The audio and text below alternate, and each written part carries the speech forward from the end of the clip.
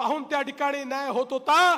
आपण अनेकांचे ग्रंथ जर वाचले तर अनेक विशेषज्ञांनी लिहिलेलं आहे, अहिल्यादेवींनी तयार केलेली न्याय पद्धती, अहिल्यादेवींनी तयार केलेली कर पद्धती, अहिल्यादेवींनी तयार केलेली कृषी पद्धती ही सगळीच आदर्श होती।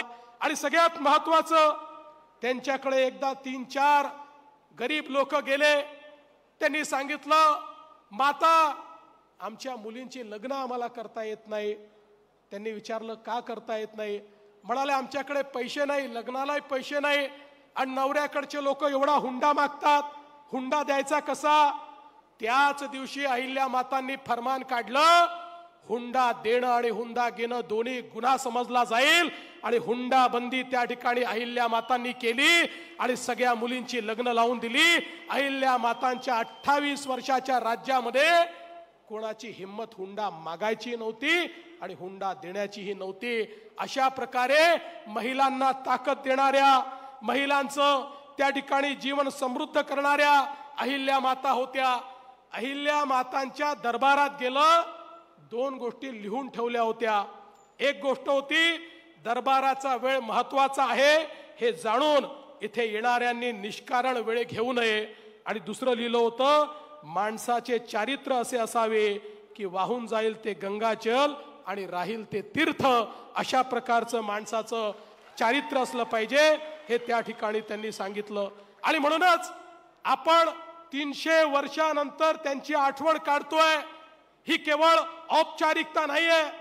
300 वर्षानंतरही त्यांनी केलेला राजकारभार, त्यांनी दिलेला विचार, त्यांनी केलेली कामं ही खऱ्या अर्थानं इतकी प्रेरणादायी आहेत, ती कालजयी आहेत, ती आजही सुसंगत आहेत। आणि आजच्याही राज्यकर्त्यांनी जर कोणाकडनं राज्य कसं करायचं शिकायचं असेल तर एकीकडे छत्रपती शिवराय आहेत आणि दुसरीकडे लोकमाता राजमाता पुण्यश्लोक अहिल्यादेवी आहेत।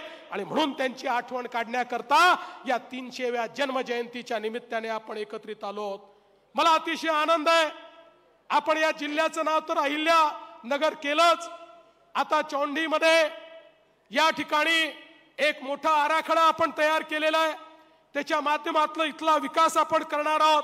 आणि त्याच वेळी संपूर्ण देशात त्यांनी मोठ्या प्रमाणात काम केलं, पण महाराष्ट्रातही अनेक घाट बांधले, अनेक विहिरी बांधल्या।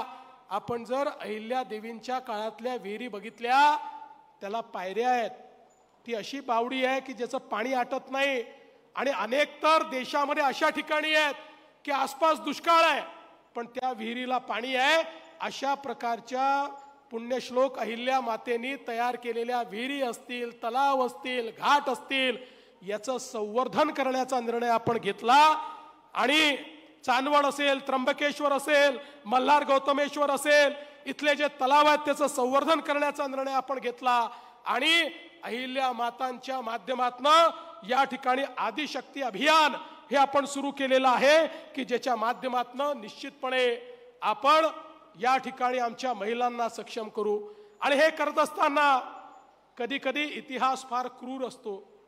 छत्रपती संभाजी महाराजांचा इतिहास हा जनसामान्यांपर्यंत पोहोचण्याकरता दुर्दैवाने चित्रपटाची निर्मिती झाली आणि छावा चित्रपटानंतर आजच्या पिढीला तो दैदिप्यमान इतिहास काला आधी माहिती होता, पण तो जनसामान्यांपर्यंत पोहोचण्यात कुठेतरी आपण अपयशी झालो होतो।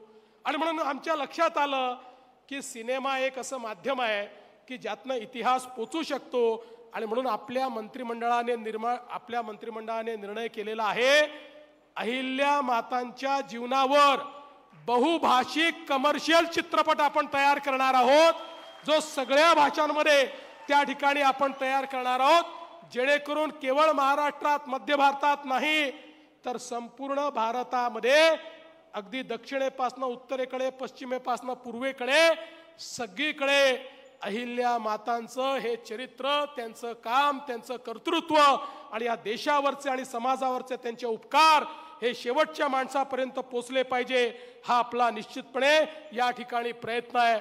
मी आज या निमित्ताने आपल्याला सांगतो की अहिल्या मातांकडनं आपण प्रेरणा घेऊन या ठिकाणी काम करतो। आणि अहिल्या मातांनी सगळ्यात मोठं काम जर काही केलं असेल तर त्यांच्या राज्यातले जे वंचित होते, दलित होते, त्यांच्या राज्यातले जे आदिवासी होते, कातकरी होते, या सगळ्यांना